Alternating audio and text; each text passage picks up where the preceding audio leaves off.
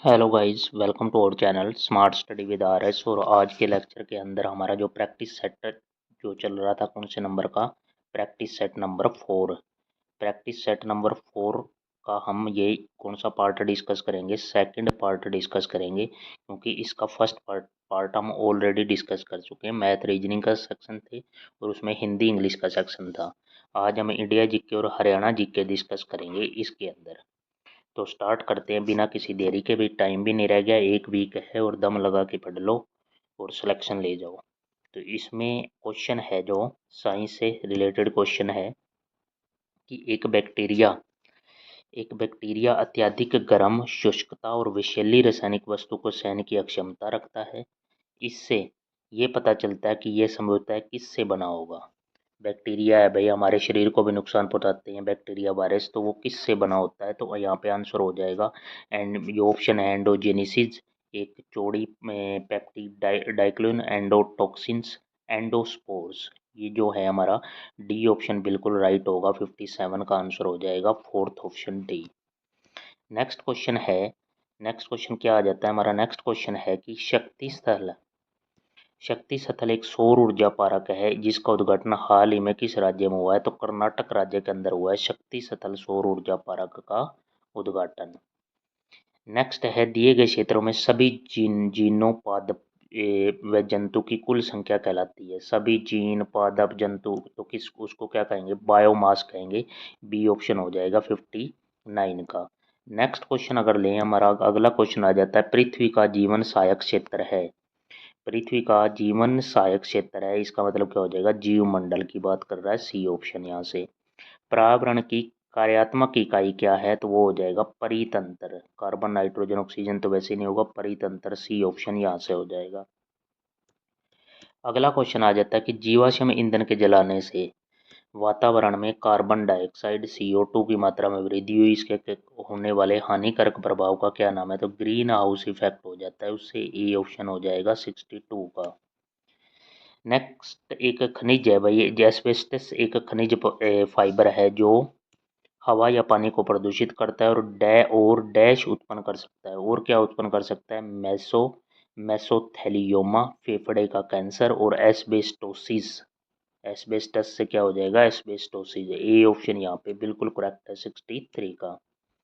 Next है वायु की गुणवत्ता सुनिश्चित करने के लिए कार्बन मोनोऑक्साइड यानी कि CO की प्राथमिक मानक स्तर कितना है। वायु की गुणवत्ता सुनिश्चित करने के लिए 9 ppm। ppm क्या है, ये भी एक पेपर में पूछा गया था, पार्ट्स पर मिलियन 9 ppm। ए ऑप्शन हो जाएगा 64 का। अगले क्वेश्चन की तरफ बढ़ें कि दूध से दही जमाने के लिए जीवाणु काम करता है, तो लैक्टोबैसिलस जीवाणु, जीवाणु मतलब बैक्टीरिया की बात कर रहा है, तो 65 का यहाँ से ए हो जाएगा। नेक्स्ट है निम्न में से कौन सा जीवाणु नहीं है, जीवाणु कौन सा नहीं है, कोकोई है, वाइब्रो है, सिप्रिला है, पोरीफेरा जीवाणु नहीं है यहाँ पे। पोरीफेरा इसके शरीर पे पोर्स होते हैं, छोटे छोटे छिद्र होते हैं, सी ऑप्शन हो जाएगा 66 का।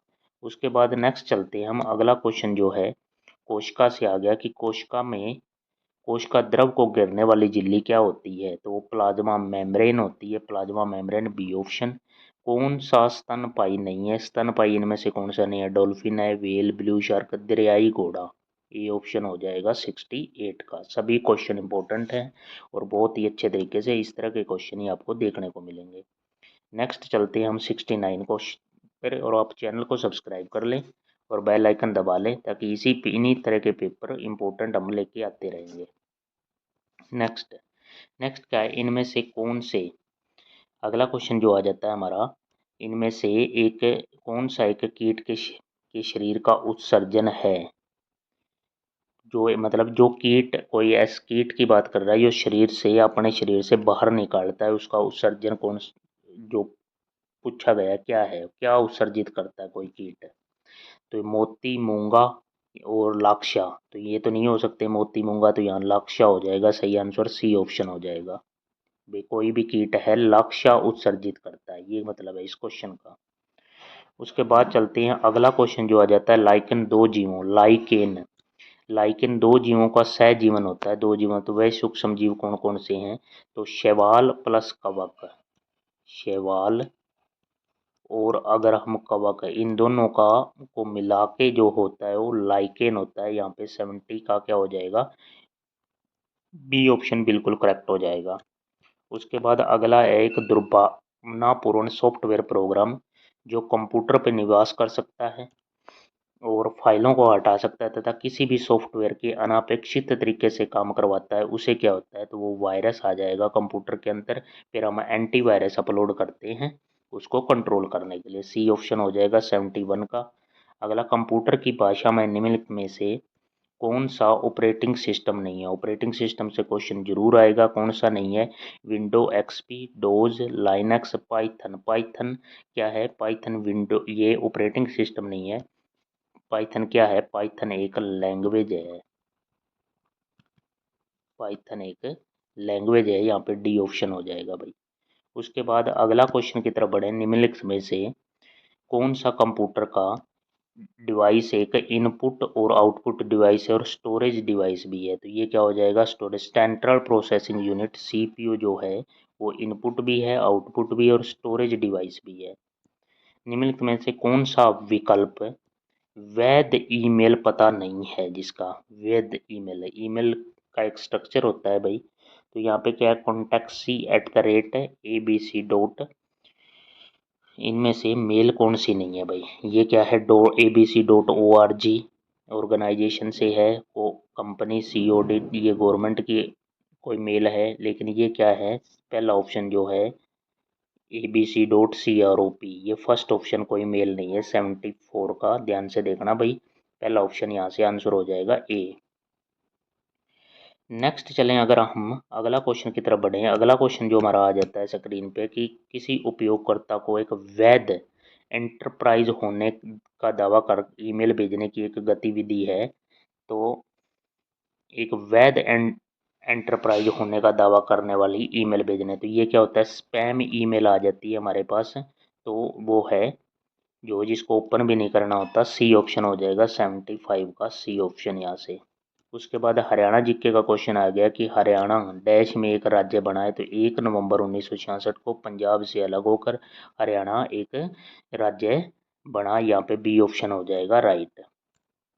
उसके बाद है अगला क्वेश्चन, पानीपत में पहली लड़ाई डैश वर्ष में लड़ी गई, तो पानीपत की 3 लड़ाइयाँ, लेकिन पहली पूछी गई है 1526 में बाबर और इब्राहिम लोदी के बीच में, ई ऑप्शन हो जाएगा राइट।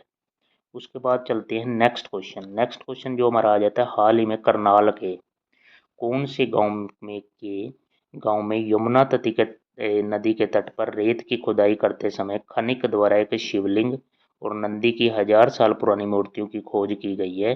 तो करनाल का फरीदपुर गांव के अंदर है ये यमुना नदी का, इस तरह ये शिवलिंग और नंदी की 1000 साल पुरानी मूर्तियां मिली हैं करनाल के फरीदपुर में, ए ऑप्शन हो जाएगा।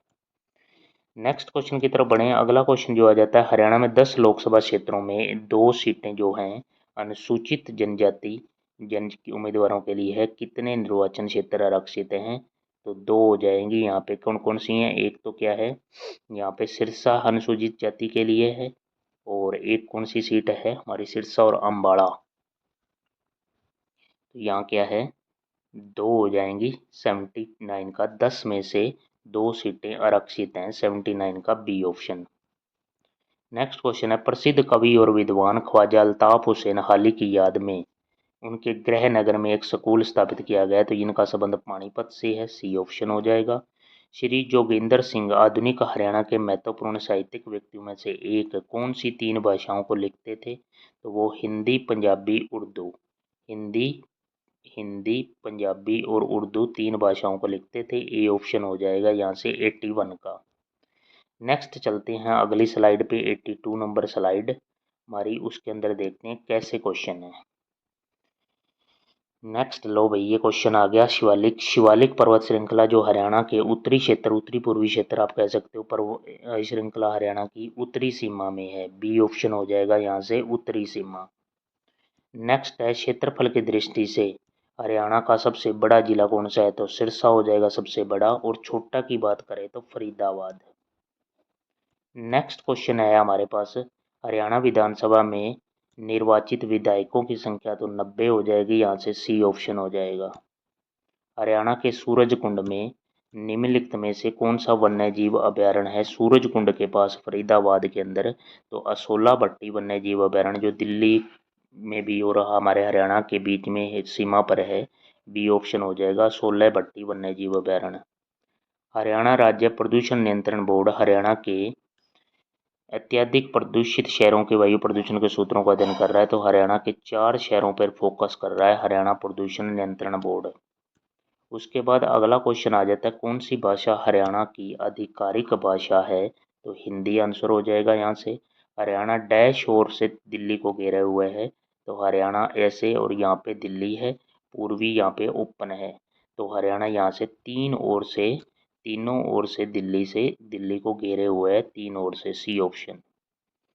नेक्स्ट अगर चलें हम, अगला क्वेश्चन जो है, हरियाणा के मुख्यमंत्री ने छोटे सीमांत किसानों को ठूंठ जलाने के लिए, पराली वगैरह जलाने को से रोकने के लिए प्रति क्विंटल प्रोत्साहन देने का है, तो 100 रुपये प्रति क्विंटल प्रोत्साहन राशि देने का निर्णय लिया है, डी ऑप्शन।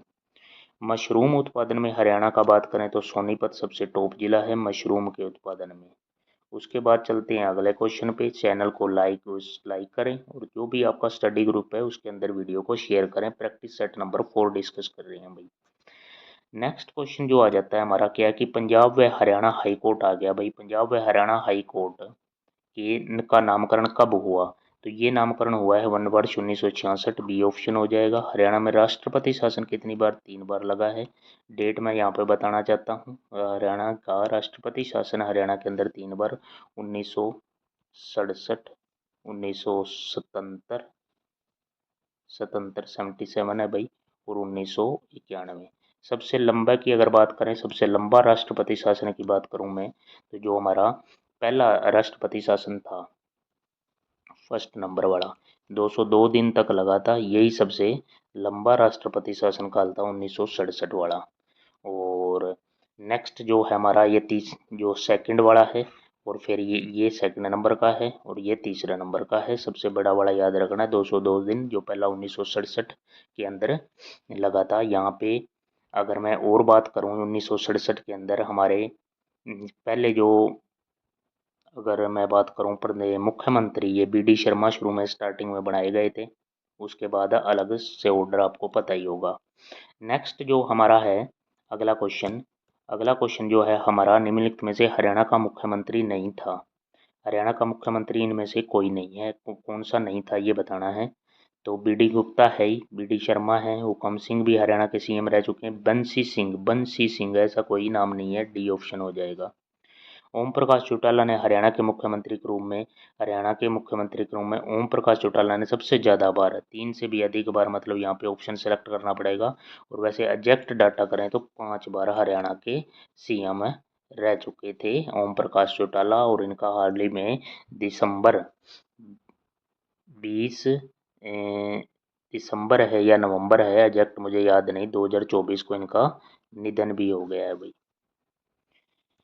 नेक्स्ट हरियाणा के राज्यपाल से क्वेश्चन पूछा गया, हरियाणा के राज्यपाल हरचरण सिंह बराड़ का कार्यकाल क्या था? तो 1988-89 का इनका कार्यकाल था, ए ऑप्शन हो जाएगा। श्री धर्मवीर जो हरियाणा राज्य के राज्यपाल थे, डैश का कार्यकाल कितने दिनों तक रहा? तो लगभग 10 महीनों तक इनका कार्यकाल रहा है, 10 महीने तक, यहाँ पे सी ऑप्शन हो जाएगा। हरियाणा विधानसभा में कितने निर्वाचित सदस्य हैं? तो विधानसभा के अंदर 90 सीटें हैं। लोकसभा की बात करूं तो 10, और राज्यसभा की कितनी हैं? 5 सीटें हैं। नेक्स्ट क्वेश्चन है जो, हरियाणा के किस जिले में पहली बार मोबाइल कोर्ट स्थापित किया गया? तो मेवात के अंदर, और कब? 2007 के अंदर मोबाइल कोर्ट। हरियाणा में पर्यावरण न्यायालय स्थित है, हरियाणा में पर्यावरण न्यायालय फरीदाबाद के अंदर स्थित है, डी ऑप्शन हो जाएगा। और हरियाणा के किस जिले के अंदर पारिवारिक न्यायालय स्थित नहीं है?